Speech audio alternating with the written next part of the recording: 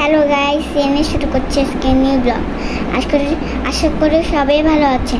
আজকে আমি মেহেদি দিচ্ছি। মেহেদি দেখুন আমার ধরে রয়েছে। আমি আজকে এতই পরিমাণে মেহেদি দিতে ভালোবাসি, মানে এতই পরিমাণ আপনারা বিশ্বাস করেন না। আমাদের ভিডিওতে আরো কমেন্ট করেছেন, আপনারা তো আমাদেরকে অনেক ফলো করেছেন।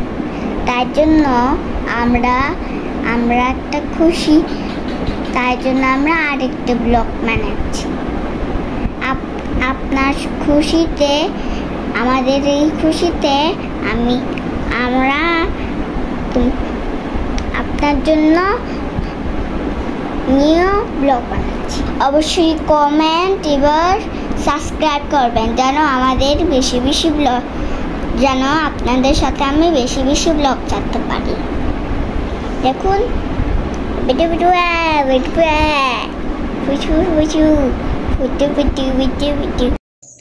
হ্যালো গাইস, এই হচ্ছে আমার মেয়ের অবস্থা। ওর ছুটির দিন মানে হচ্ছে একটু ভিডিও করা, ব্লগ করা, মাকে জ্বালানো, এই হচ্ছে অবস্থা। কেমন আছেন সবাই? আশা করি সবাই ভালো আছেন, আমরাও ভালো আছি। আবার একটা নতুন ব্লগ নিয়ে হাজির হয়ে গেলাম। আমার এই পর্বে চলছে আমার মেয়ের হাতে মেহেদি পরা।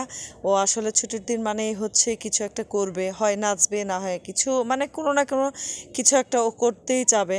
আর ওর মেহেদি পরার সিস্টেম হচ্ছে, ও মেহেদি পরার জন্য একদম পাগল করে ফেললো সকাল থেকে। কিন্তু ছুটির দিন মানেই তো আপনারা বুঝতে পাচ্ছেন, সারাদিন শুধু কাজ আর কাজ। অবশেষে ওকে রাত্রেবেলা আমি মেহেদি দিয়ে দিয়েছি।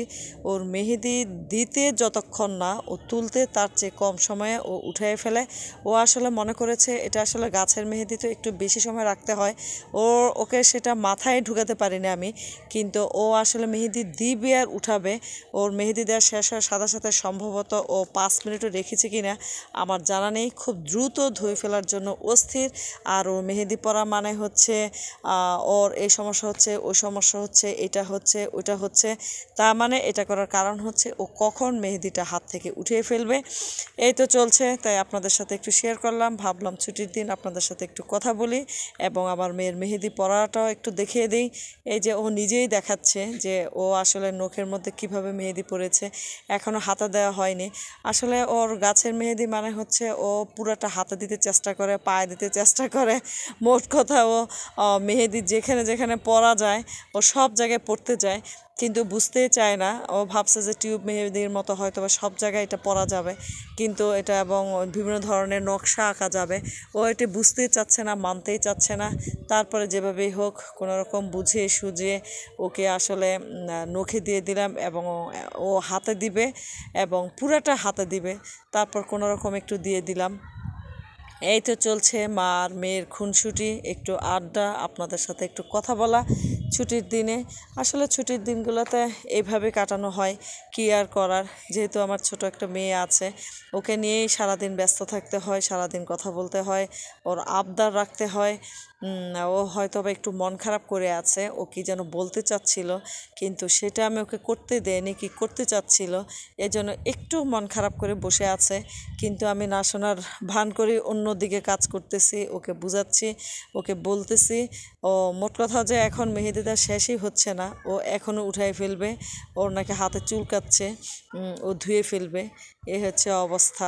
আসলে গাছের মেহেদিগুলো একটু বেশি সময় রাখলে কালারটা অনেক সুন্দর হয়, অনেক গাঢ় হয়।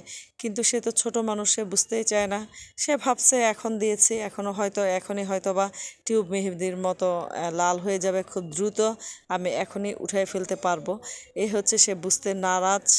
তারপরে যতদূর সম্ভব ওকে ধৈর্য ধারণ করার চেষ্টা করেছি। এই হচ্ছে একদম ফাইনাল লুক ওর মেহেদি দেওয়ার।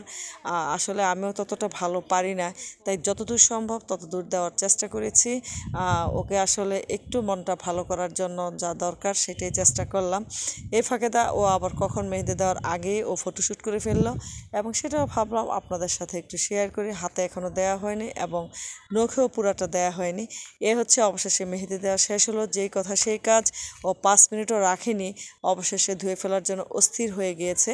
তাই অবশেষে ধুয়ে ফেললো এবং ধুয়ে ফেলে আপনাদের সাথে ফাইনাল লুকটা শেয়ার করলো। এই হচ্ছে কালার।